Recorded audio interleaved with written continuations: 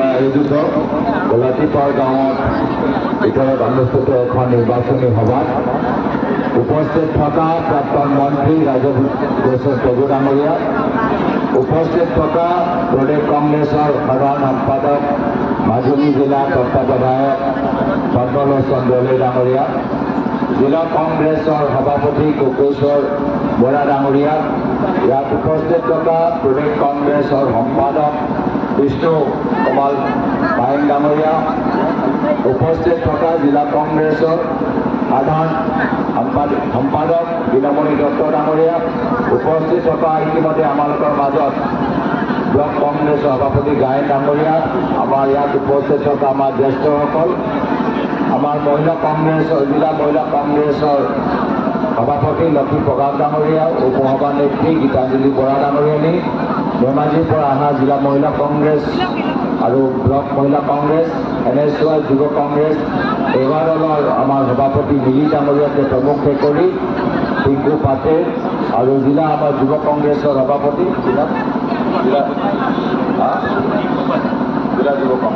জিলা যুৱ কংগ্ৰেছ টিংকু পাটেল, প্ৰদেশ কংগ্ৰেছ সম্পাদক ভাস্কৰ বৰুৱা, মেঘনা চেত্ৰী আৰু ইয়াত উপস্থিত থকাৰ শ্ৰদ্ধা ৰাইজ। আজি 2 দিন হ'ল মাজুলীত থকা আৰু মাজুলীৰ ভিতৰত ৰাইজে ইমান মৰম কৰিছে, ইমান আশীৰ্বাদ প্ৰদান কৰিছে, ইমান ফটো তুলিছে, ইমান সেলফি তুলিছে। যদি প্ৰত্যেক ফটো প্ৰত্যেক সেলফি ভোটত পৰিণত হয় তো বিজেপি 1 লাখ ফৰ্ম দিলালেও আমাক পৰাজয় ক'ব নোৱাৰিব, আমি জিকিম।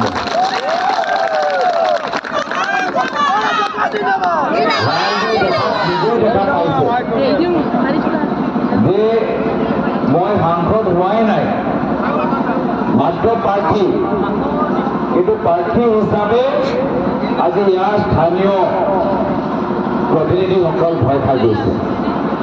প্ৰাৰ্থী হওঁতে ইমান ভয় খাইছে, এতিয়া সাংসদ হ'লে আৰু ভয় খাব, সেইটো স্বাভাৱিক। এতিয়াতো মই সাংসদ হোৱাই নাই, এতিয়ালৈকেতো মই সাংসদ হোৱাই নাই। সাংসদ হৈ যোৱাৰ পিছত তেওঁলোকৰ কি অৱস্থা হ'ব তেওঁলোকে এতিয়া ভাবি চাওক। এতিয়া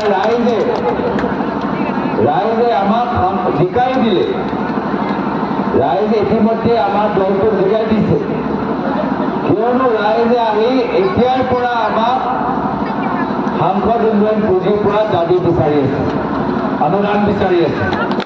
আমাক যোৱা 2 দিনৰ ভিতৰত যুৱকসকল, মহিলাসকল, বয়োজ্যেষ্ঠসকল, বিভিন্ন সামাজিক সংগঠনসকলে আমাক স্মাৰক পত্ৰ দিছে, অনুদান বিচাৰিছে, আৰ্থিক সহায় বিচাৰিছে।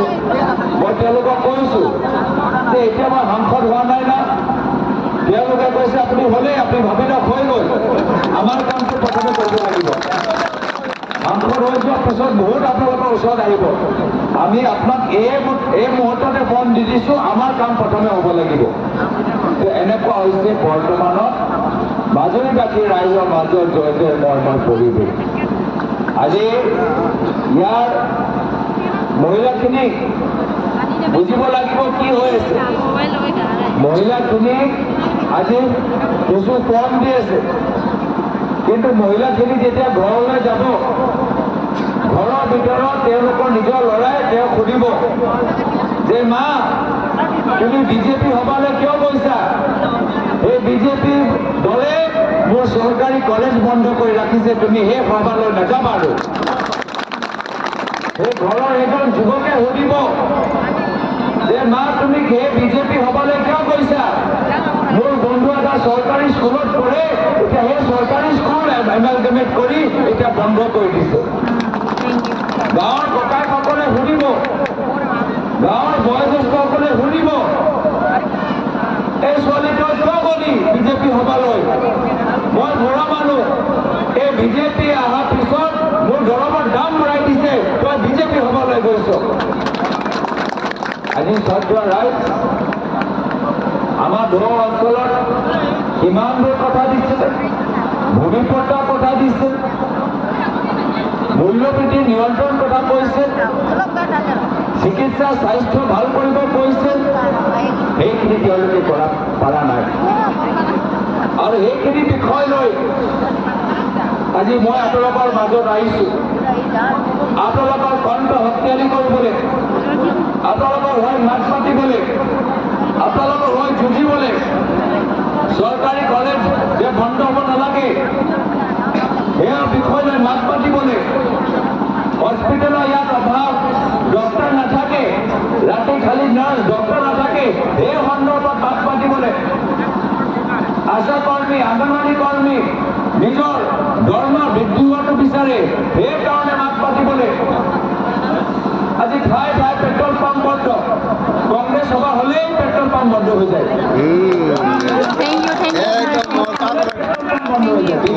নহয়, কংগ্ৰেছ সভা হ'লে পেট্ৰল পাম্প অট'মেটিকলি বন্ধ হৈ যায়। আজি এনেধৰণৰ অত্যাচাৰ, এনেধৰণৰ অহংকাৰৰ বিৰুদ্ধে যুঁজিবলৈ মাত্ৰ মাজুলীৰ ভিতৰত নহয়, সমগ্ৰ অসমত যুঁজিবলৈ আজি মই ওলাই আহিছোঁ আৰু ৰাইজৰ আশীৰ্বাদ বিচাৰিছোঁ।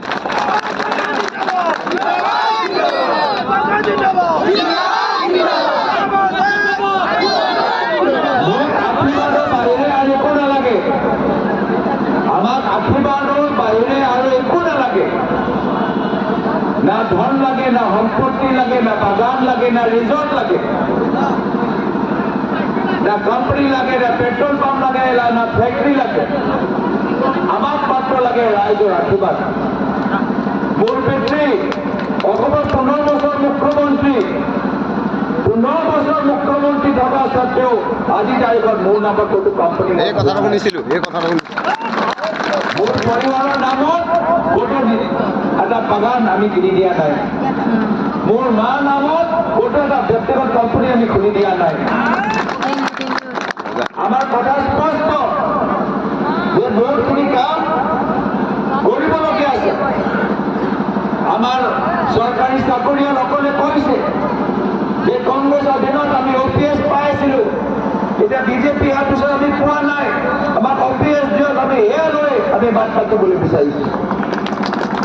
আজি মাজুলী অঞ্চলত আমাৰ দিনত গৰাখহনীয়া নিয়ন্ত্ৰণৰ ক্ষেত্ৰত কিমান পেকেজ আমি কেন্দ্ৰ চৰকাৰৰ পৰা আনিব পাৰিছিলোঁ, আজি তাৰিখত আমি তেওঁলোকে পৰা নাই।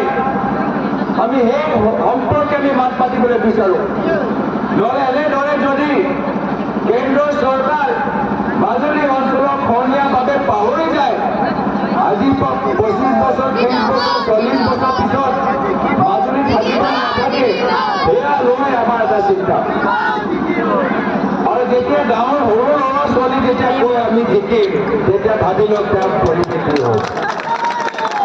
গাঁৱৰ সৰু ল'ৰা ছোৱালীবোৰ আজি ক'বলৈ আৰম্ভ কৰিছে। এইটোৱে প্ৰমাণ কৰে যে সকলোৱে এইখন চৰকাৰৰ অত্যাচাৰী নীতিৰ পৰা মুক্তি বিচাৰে, আৰু এয়া হৈছে আমালোকৰ দায়িত্ব। অহা 19 তাৰিখত 27 ভোট দিয়ক, আৰু এই গুণ্ডা বাহিনী, এই গুণ্ডা সংস্কৃতিৰ পৰা আমি ৰাইজক আমি মুক্তি দিম। এয়া হৈছে আমাৰ স্পষ্ট তালিকা। এইখিনি কথা আজি আপোনালোকৰ মাজত ক'লো। যিদৰে মোৰ পিতৃ ইমান বছৰ ৰাইজক সেৱা কৰি গ'ল আৰু মাজুলীবাসীৰ ৰাইজে ইমান মৰম তেওঁক কৰিলে, আজি তেখেতৰ পুত্ৰ হিচাপে আপোনালোকৰ মাজত আহিছোঁ, আপোনালোকৰ সাংসদ হ'বলৈ এটা সুযোগ বিচাৰিছোঁ, আপোনালোকৰ মাজত থাকি সেৱা কৰি এটা সুযোগ বিচাৰিছোঁ। তাৰ বাবে সকলোকে অহা 19 তাৰিখত 27 ভোট দিবলৈ মই নিবেদন জনাই এই কথা দিছোঁ যে আজিৰ তাৰিখত যিদৰে মোক পাই আছে, আজিৰ তাৰিখত মোক যেনেকে পাই আছে, ভৱিষ্যত আৰু মোক পাব। ভাল দিনত সকলোৱে আহিব, নিৰ্বাচনৰ সময়ত সকলোৱে আহিব, বেয়া দিনত আপোনালোকে মোক নিজৰ মাজত পাব। বেয়া দিনত আপোনালোকে মোক নিজৰ মাজত পাব। আজি ৰাতিপুৱাই আমাৰ দুজন মানুহৰ ঘৰ জ্বলি গ'ল, আমি তেখেতক খবৰ ল'বলৈ গ'লোঁ, সেইকাৰণে ইয়াত আহোঁতে আমাৰ পলম হ'ল।